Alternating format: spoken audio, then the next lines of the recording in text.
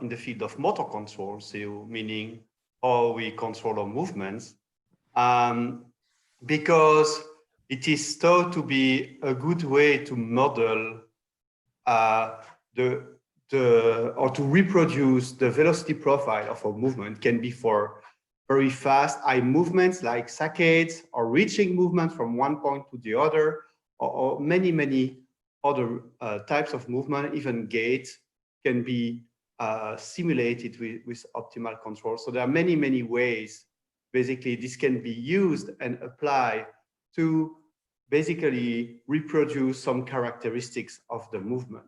And what's interesting in that is that it gives us a way to think about what are the different components that are influencing movements, and what is potentially the influence of this feature on the control of movement. So I can take a simple example like reward in the cost function or the loss function.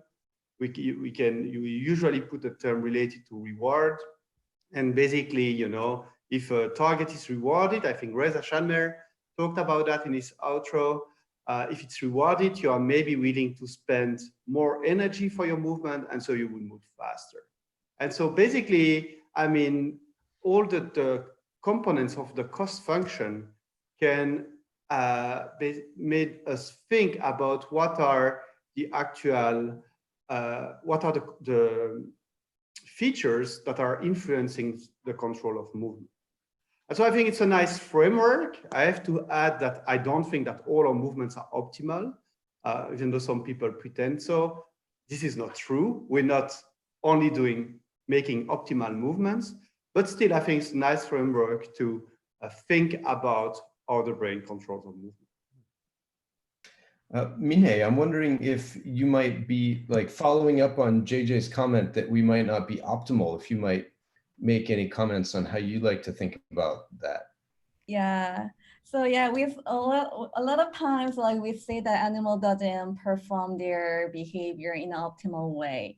So like one thinking that we have is maybe by the understanding of the environment, including the like whole contour equation of the world, maybe the animal has a different model about the world. So that's why their behavior is not in terms of the optimal, but they can be very rational. So they are following their own internal model, which is not exactly the same as the world model, but they are still doing maximizing their future reward and choose the action in that way.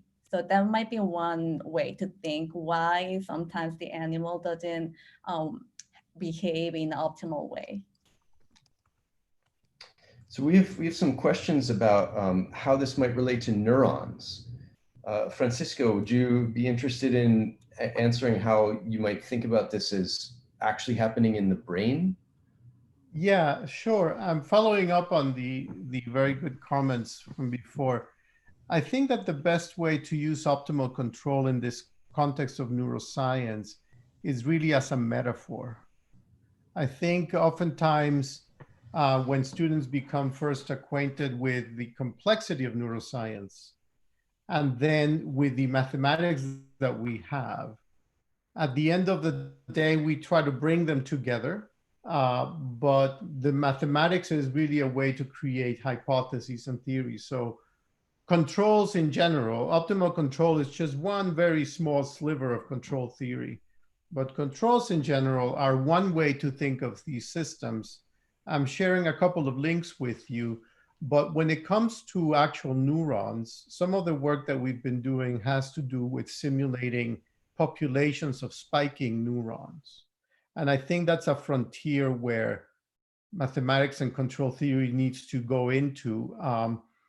Some people argue, well, if you have spiking neurons and you want to study the spiking behavior, you're just complicating your life. Maybe you just simplify it as time-varying signals. But the short answer is we don't really know. I agree with Orban. We're mostly not behaving optimally. We tend to behave more habitually.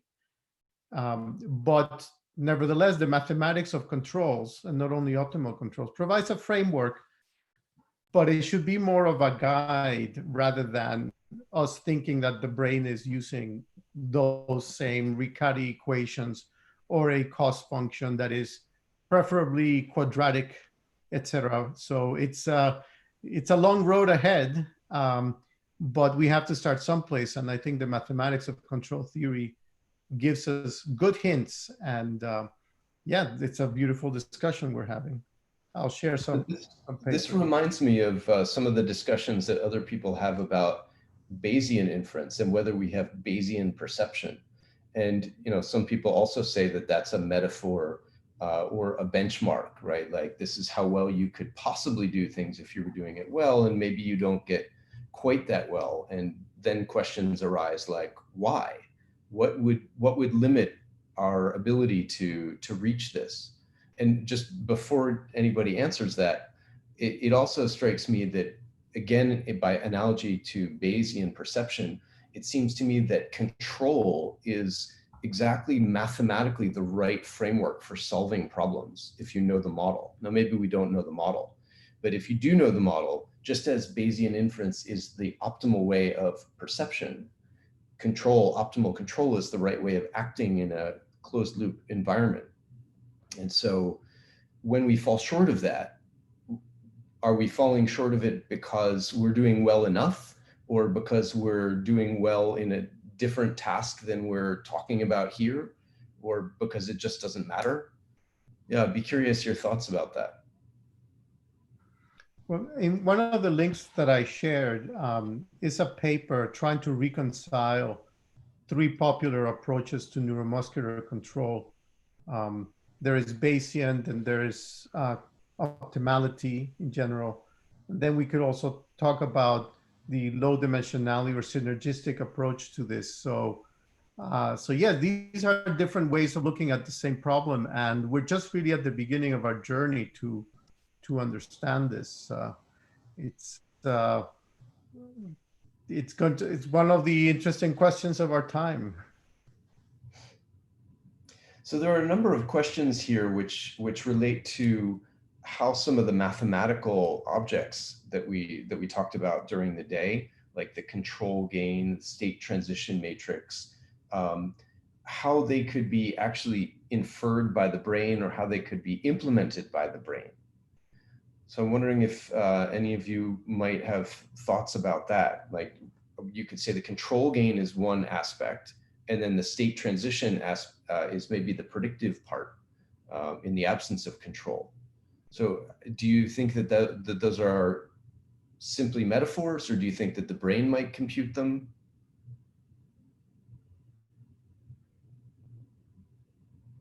Anybody?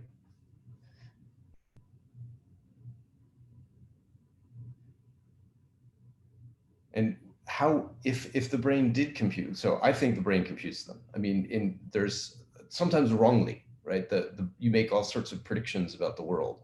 So the state transition matrix, you can find all sorts of things that we think of as very intuitive, but are completely wrong for physics. There's some very fun examples of that. And actually there's one example that I can give for those of you who drive that I like to give, which is, so let's do this together, because this is kind of a fun one. Yeah, Minhae, you know this one, right? So imagine you're driving down the road and you want to change lanes. Okay, so you're holding the steering wheel and you're going to go from the right lane to the left lane. Okay, so what I want everybody to do, and I'm not going to see most people doing this, is close your eyes, hold on to the steering wheel, and make the steering wheel movements that you would have to make to go from the right lane to the left lane. Okay, ready, go.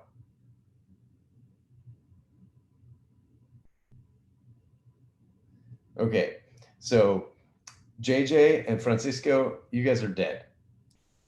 And the reason that you're dead is because what you did was this. You turned and then turned back, right? That's what you both did, if I saw that correctly. And what that does is it turns your car, and now your car is going diagonally across traffic, and you straightened out, and now it stays diagonally.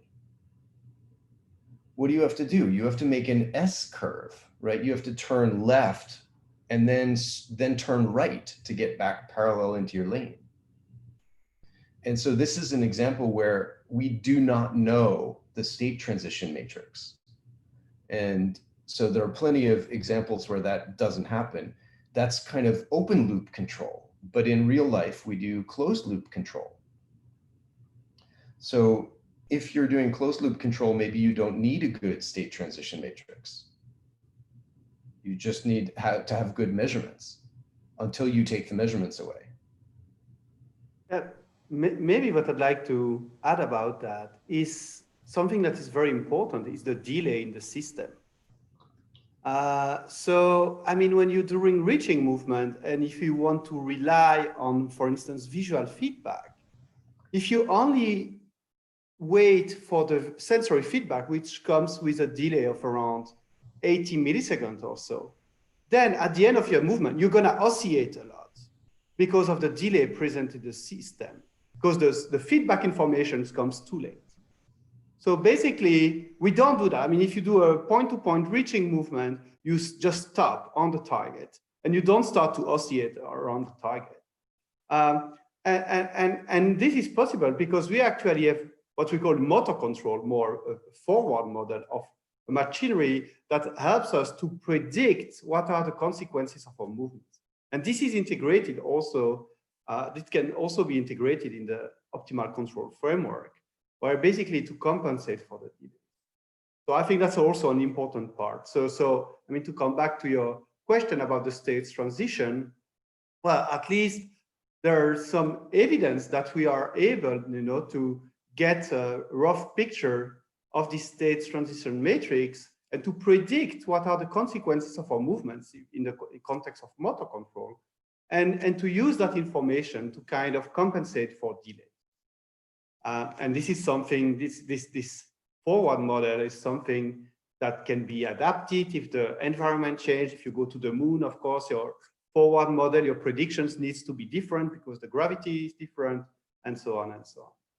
But so yes, we have some ways to compensate for these delays. And I think those delays are very important and are a limitation for the brain. I mean, at least for the control of movements, very important limitation that the brain needs to take care of.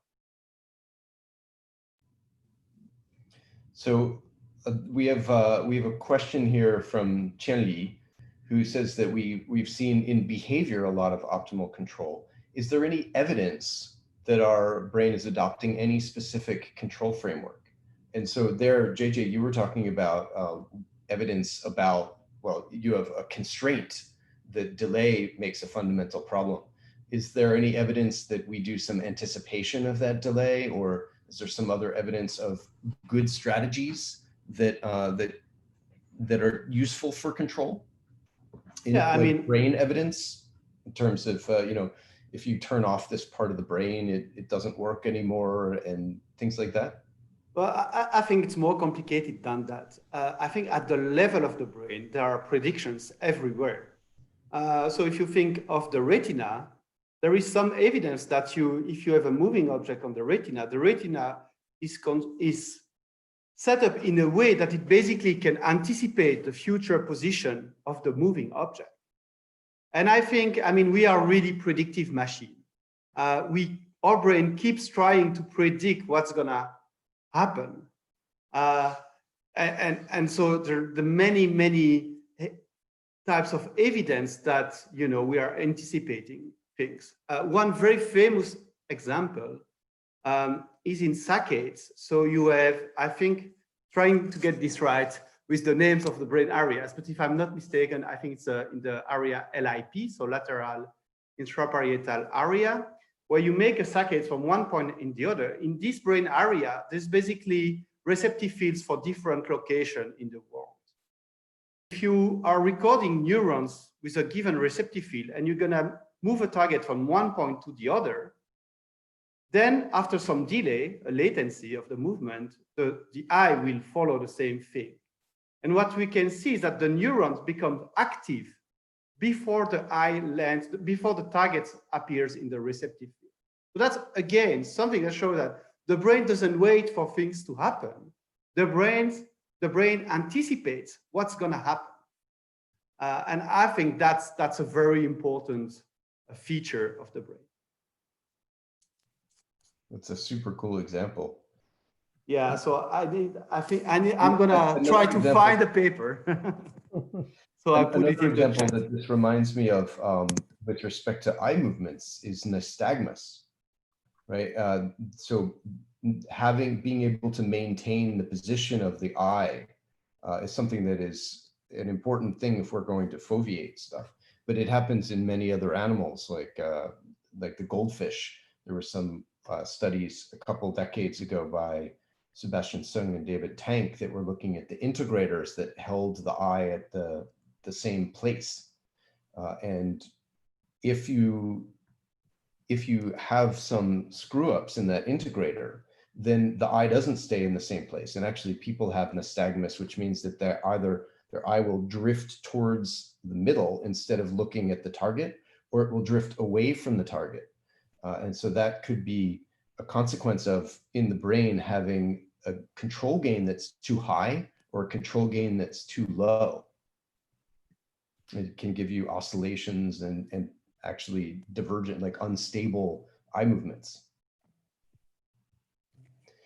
So we have a question from Lin Lu about the tutorial. Zhengwei, maybe you can handle this one. This is in the LQG case or the quadratic case when you have a time varying goal. So you're trying to use optimal control to track something.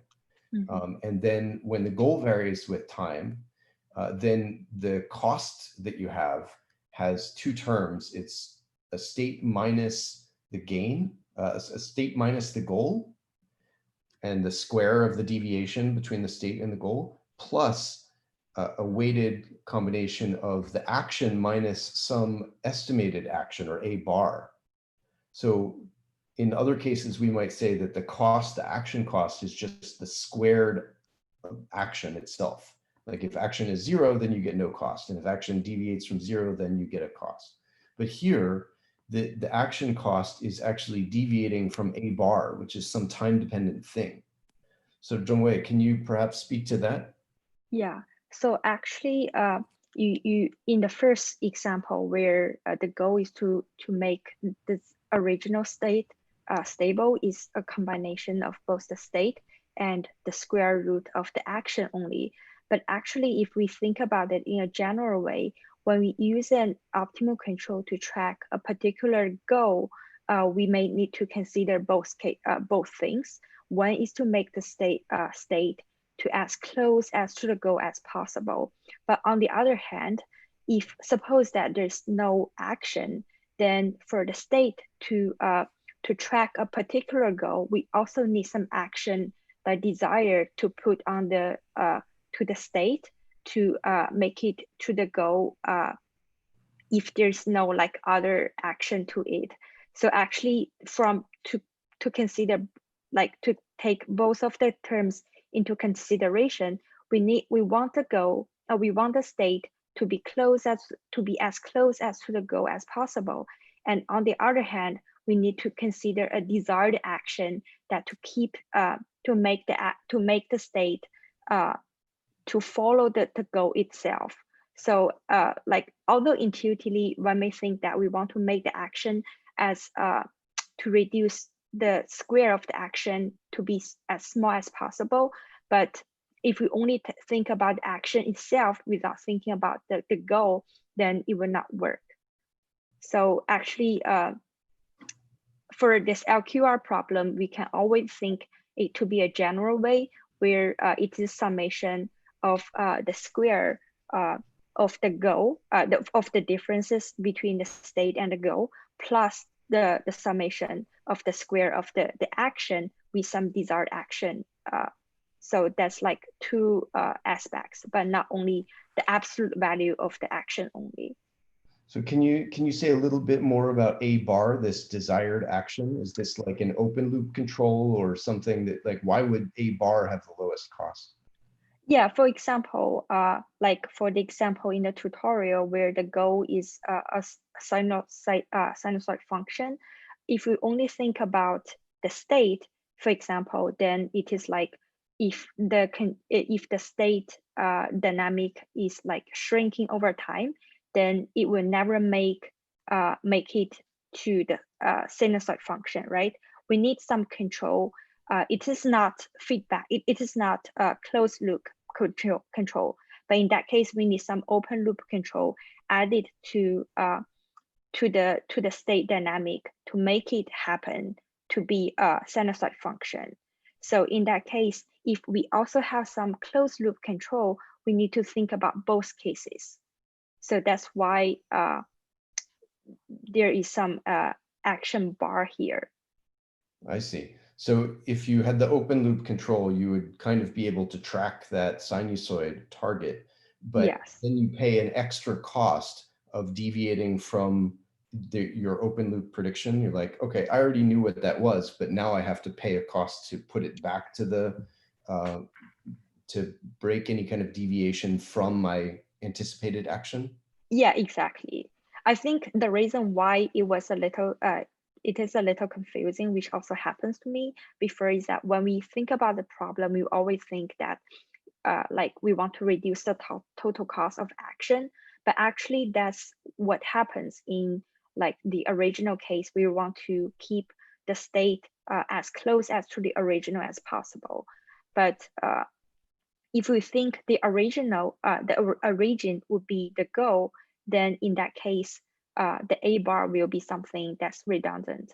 But in general, like we need A bar, we need the open loop control to make it to track the goal.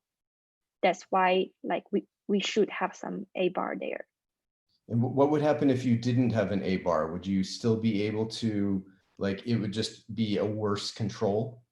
Yeah, probably that depends on cases. But if there's no A bar, you will not. I mean, at least the solution to the solution to the LQR control does not apply there.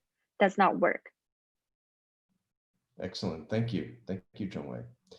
There's another question here about this. This may have to do with again predictions and the metaphor of what control is doing, but how hidden Markov models could be used to explain the dynamics. And so this might have to do with the kind of predictions that the brain makes, or it could be also a description of the brain's dynamics itself. So I'm wondering if someone is interested in HMMs, if they might say how they use hidden Markov models in thinking about control problems.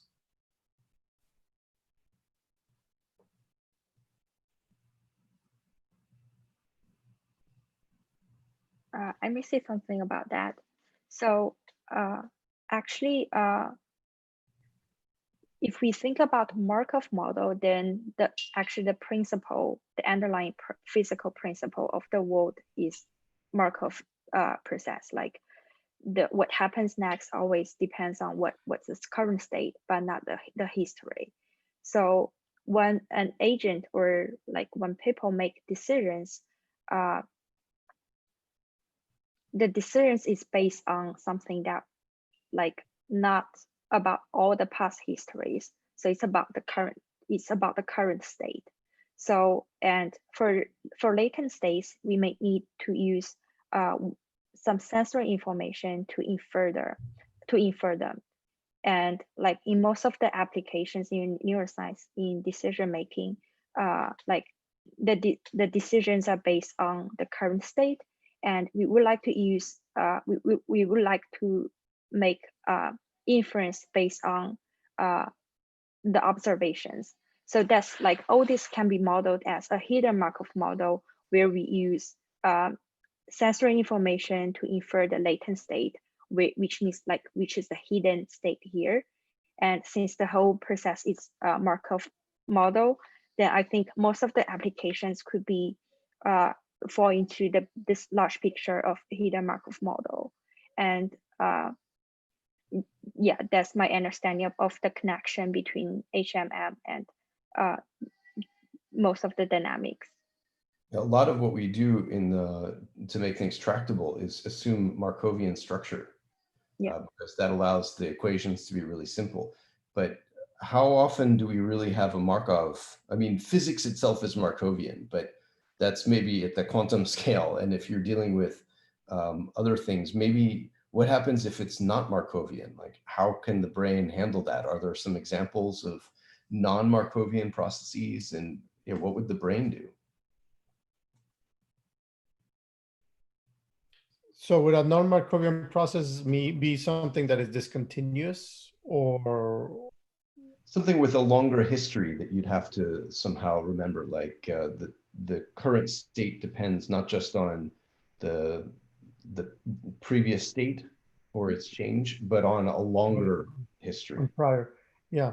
So this is where it becomes difficult to use traditional optimal control in particular, because the stability margin of optimal control does not exist. And work by Doyle and others in the 70s showed that optimal controllers are very brittle because they are very sensitive to errors in the model, right? And so here we have a situation where optimal control requires a good understanding of the system, of the plant, which is the model of the dynamics. One part of it is the state transition matrix.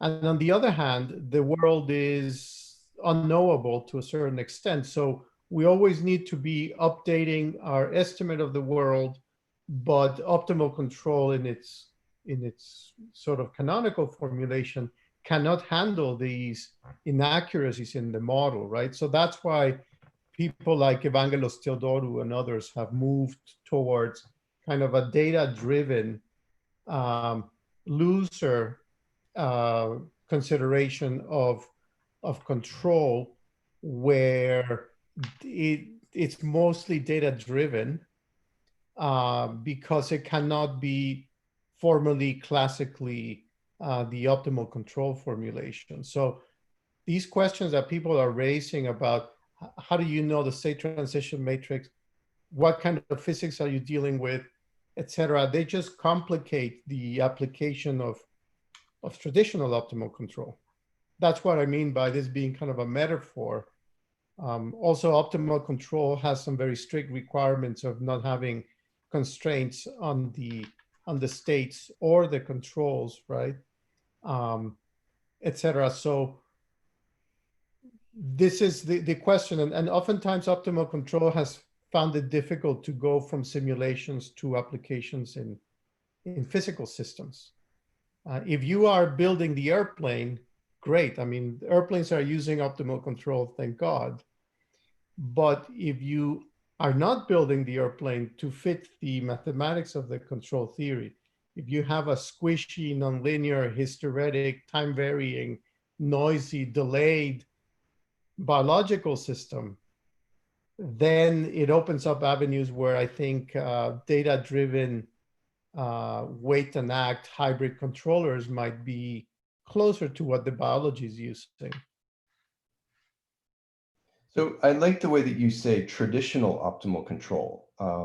I think you have something in mind very specific about what traditional optimal control is, like LQG or maybe some generalization. Yeah, LQR. Yeah, except yeah. LQR. But the way that I usually think of optimal control is more general than that, that whatever the system is, whatever your constraints are, that you're doing the best controls possible within that. And that may not be easy to solve mathematically, like it's not going to be a control gain, a control that's proportional to your estimate of the state, but rather is the solution of a partially observable Markov decision process, so a POM-DP.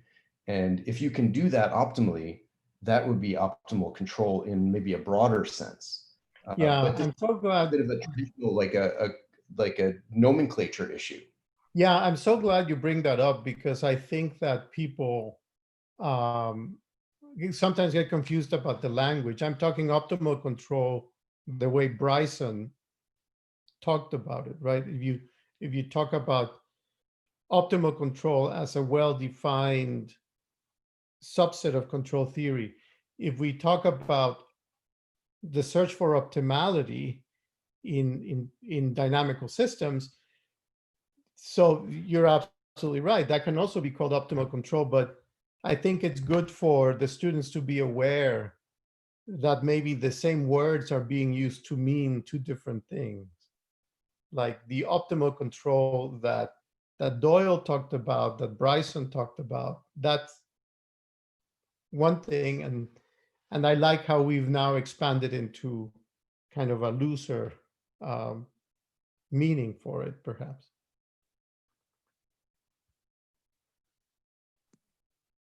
Yeah, I'd like to react maybe on the question of the state transition matrix and how this is inferred by the brain, because I think it's a very interesting question. And as Francisco said, well, the idea is that the brain, if it wants to make prediction, it has to rely on an accurate model, on an accurate state transition matrix of representation of the state transition matrix, because otherwise, as Francisco said, I mean, the system, it would be very difficult to control if you have model error. I think, I mean, this state transition matrix is basically built by, experience in your daily life. Every movement you make, every experience you have, every time you are doing a movement, it's not exactly what you anticipated it to be, then I think the brain takes a look at the state transition matrix and tries to update it to keep a very accurate internal representation of the world and of the body, so that it can control the body as best as it can. So I think that's a very important question, and I'm not sure we have a full answer to that question yet. This becomes an important issue, not just in like biological control, but like you were talking about airplanes and there's robotics and all sorts of other things. And Minhae, you've been working on control in communication systems as well. And this is where optimal control can kind of bleed into reinforcement learning. So maybe you can say a couple words about that, which also connects to what JJ was talking about, of figuring out the structure of the world as you're trying to control it.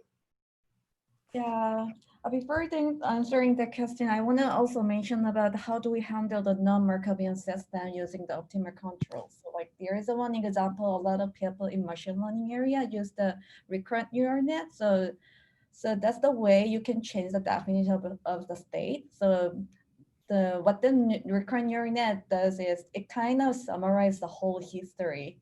And then you can just use that output of the recurrent neural net as a new state for the optimal control. Then in the case, you are depending on current state, but by the definition of the current state, that state already have a whole history of the whole previous scenario. So that's the one way a lot of people these days still use the Markovian property, but actually that's a little bit different, like conventional optimal control. But so that's the could I interpret that as like the world might be non-Markovian, but if you do the right kind of computations in your neural network, then your neural state is Markovian?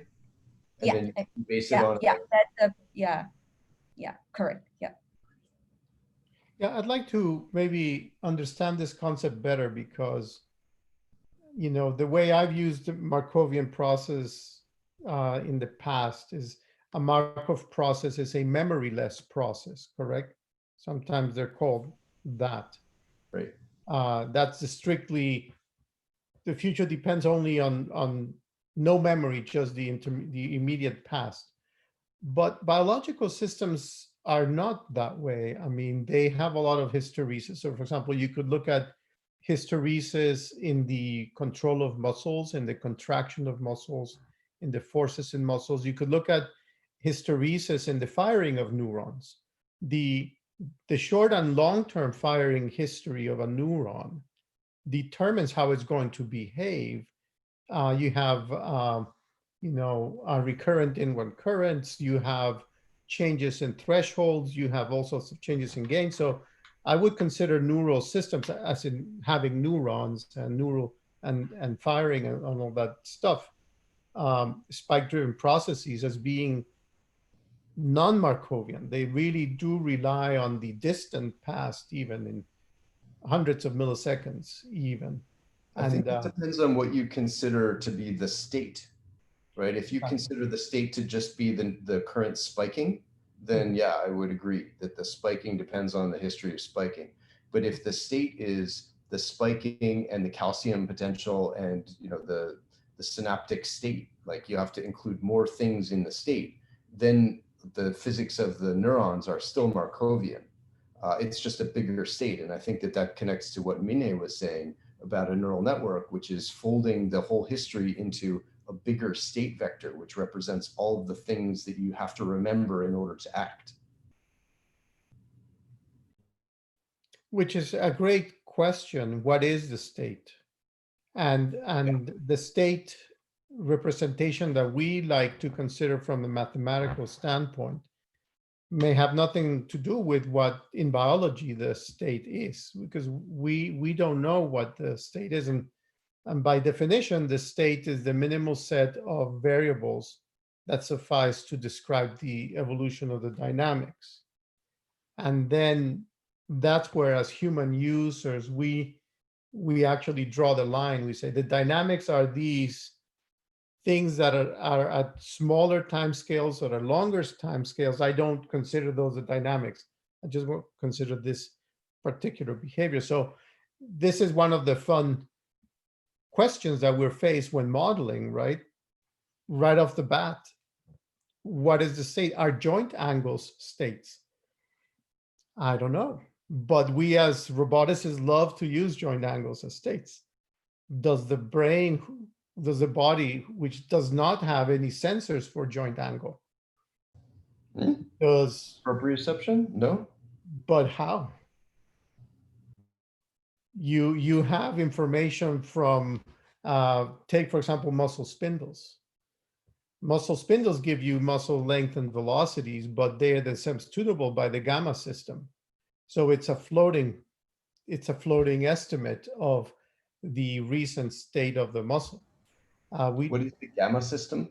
The Fuso-motor system is the one that tunes the muscle spindle. And I just shared a paper about that where we use actual spiking from muscle spindles as a way to sort of infer a sensory motor gestalt, which is kind of an abstraction when we don't have a handle on what the state is. So, so this is a very interesting question. What is the state? Yeah, and I'd like to follow up on that. I think it's indeed a very interesting question, but it's a very complicated one because the information that the brain might receive from the periphery also has to be transformed into something kind of meaningful. I mean, as Francisco said, you have, how do you reconstruct joint angle from the type of information that you see? You have vision, you have proprioception, you have, touch. Deformation of the skin also is used to reconstruct the position of the arm. So you have a lot of different information that needs to be aggregated that are in different units and so on. So, I mean, is the state simply the collection of all this information? Does it have to be first transformed and then used as a state? I mean, I think it's a very, very complex thing. So getting back to the data-driven question, and maybe this would connect to Minhae, what you're doing. I mean, we can potentially, over experience, learn what the state is, both like we as a biological being interacting with the world, and we as scientists trying to study the brain. We can try to understand, based on that experience, based on the input-output maps that we see, what state is minimally necessary. And that learning process itself may be lawful, or it may be model-free. There's a lot of complexity there in the learning process too, which you could fold into the like wide sense stationary. You could fold that into optimal control in an even broader sense. But how do you think about learning as plugging into this?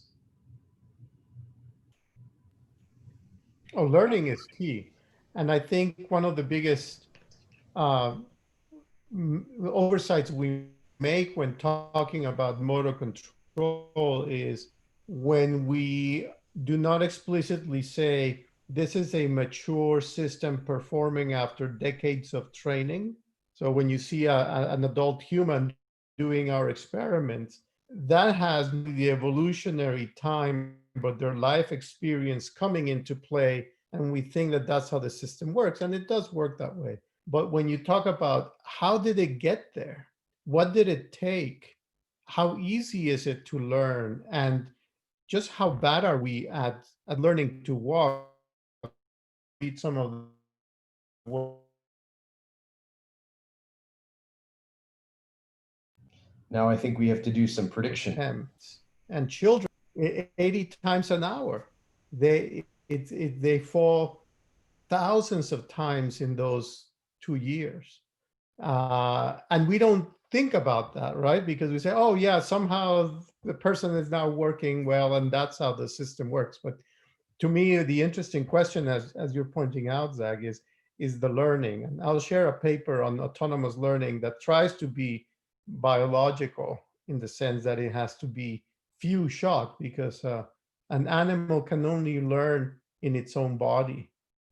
You couldn't get into mirror neurons, but that's later in life. How do you learn to walk and all of that is fundamentally on your own. You're on your own. Minhae, I saw that you had unmuted. You were ready to respond. Actually, yeah, I'm good. Yeah. But I know that you have thought about learning, like in reinforcement learning in the context of doing good control. And so, maybe you want to say some words about how you've been thinking about that.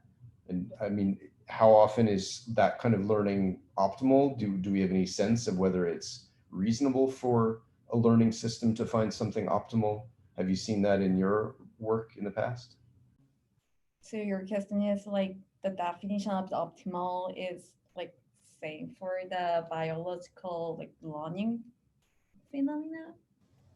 Yeah, I mean, when you're learning, maybe if you have a good learning rule and you have an infinite amount of time, eventually you might converge to the optimal solution, or maybe you don't. And like, I guess I know that you've done some reinforcement learning stuff with constrained models, but then they give you good controls, right?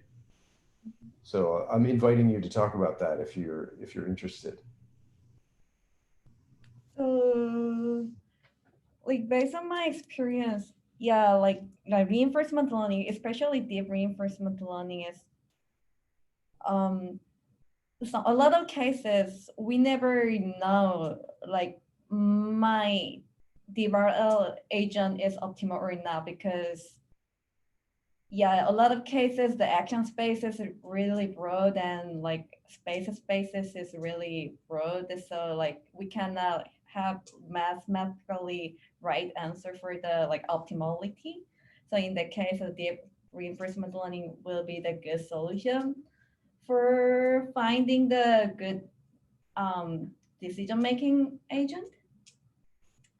Yeah, but like that's a totally different from like is that the optimal agent or not? Yeah, that's a totally different answer. Yeah. There's a question about how we could show that the brain was a good controller, and whether it would be better to demonstrate good control in a well-learned task, or to push the brain into a novel task where it may not know how to generalize well. And so would that reveal more structure, or would it be better to stick within a well-trained system or task? Yeah, I think the problem is a new task, something that the participant or the brain does not master yet, is that you don't know whether the brain has a good model, has a good state transition matrix for that task. And you know that if you don't have a state transition matrix, it's difficult to control the system properly. So I think it comes back to our question of earlier saying, yeah, what if the state transition matrix is inaccurate? And Francisco made the point that then optimal control was very difficult, and so on and so on. So yeah, I think it's very it's a very good question. It's a complicated one, but I think sometimes looking at the system as it is and just trying to perturb the system and looking at how it reacts to perturbation is a very interesting one, a very interesting approach. One example, at least in motor control, is the idea of the minimum intervention principle, which is basically the idea that you only correct for a perturbation if the perturbation will get you away from your goal. But if you, despite the perturbation, you're still able to achieve your goal, then you won't correct for it. I mean, that's, you know, one very nice prediction was made based on the optimal control theory, and that we could be test, you know, in experiment. But that's basically simple reaching movement that you perform in your everyday life that were perturbed. And that gave us insight about how the brain controls movement. I think that's an example. So I would say, to answer the question, take a well-mastered task where the brain knows the state transition matrix and then try to perturb it in intelligent ways. One of the questions here is whether POMDPs could be used to understand how organisms sense threat and decide to go towards it or not, or helplessness. This is from Leandro Schultz. I might generalize that question to think about here. We've been talking largely about motor control, but we could also ask about computational control. Like, you know, when you say self-control, it means that you're like not acting. Or when you have conscious control, or you know, different types of control of that sort, attentional control. These might be parts of the brain controlling other parts of the brain. And so do you think that control, or even optimal control, might play a role in those types of processes as well?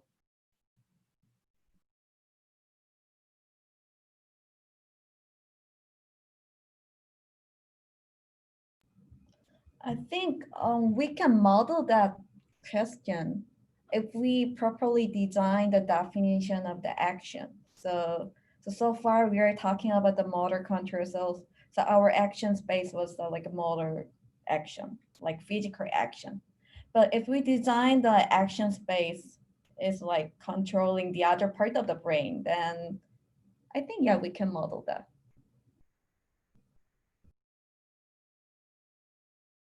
That's a good point. And I think when Francisco was talking about the question of what is state, what is the state? Here, Minhae, you're bringing up the question, what is an action? And what is a plant? You know, what is the dynamics of the system? We need to define all of these things, and what are the constraints? And so without making some assumptions about what those are, it's really hard to make progress. But then you make some assumptions and you see the consequences of that. I think one other place where control directly in the brain might be really important is in brain-computer interfaces, which is something that we haven't talked about at all. But here we have an external intervention on the brain, or the brain could have an external intervention on the world in a way that doesn't go through the normal pathways. And so understanding those principles, I think, is going to be helpful for both, you know, sensory enhancements or, you know, replacements, as well as motor enhancements or replacements.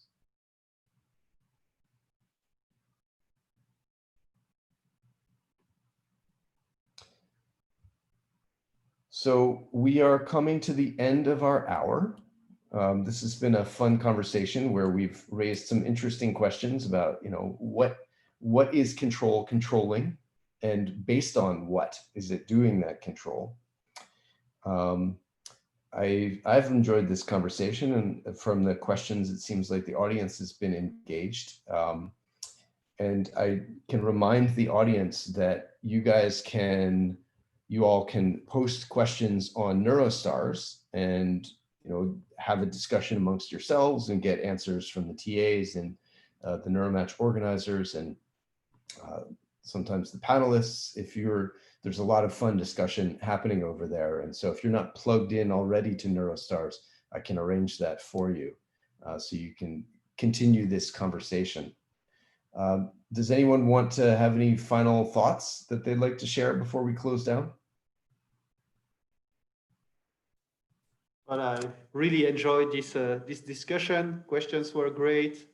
So I encourage all of the students to continue on that path and to enjoy learning so much about computation and neuroscience. Hear, hear. Yeah, I agree. It's been great meeting new people and having interesting conversations. And thank you for organizing this. It is our pleasure. Absolutely. Yeah, I also had a really great time. Thank you so much for great questions and great answers. Yeah. Yeah, me too. I also enjoyed this conversation, which made me also think a lot of things about how optimal control can be applied in a broader sense of view. So yeah, thank you very much. Good, good. Okay, everyone. We'll see you later. Good night. Bye-bye. Oh. Night. It's 2 a.m. for me, and I'm going to go talk to the next, the TAs who are now doing the European time. Good. We'll see new questions Good to be had. Bye. Good night. Bye-bye. Good afternoon, everyone in Asia, and happy time zone wherever you are. Bye-bye.